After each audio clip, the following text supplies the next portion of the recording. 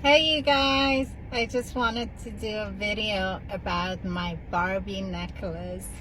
Yes, my husband took me to Barbie movie, and I know everybody has their own opinion about Barbie, but I thought there was a lot of positive messages in there, especially for a young girl or young boy.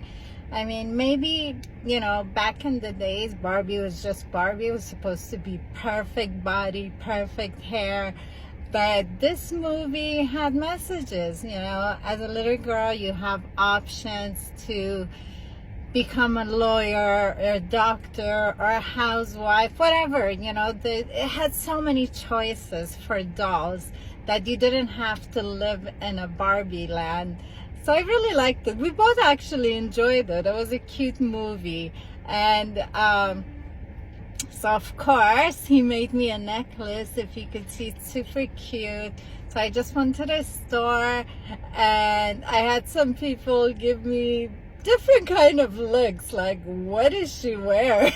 And I thought it was the cutest thing, So if you like it, you could go on Jeremy's Etsy and you could order one for yourself.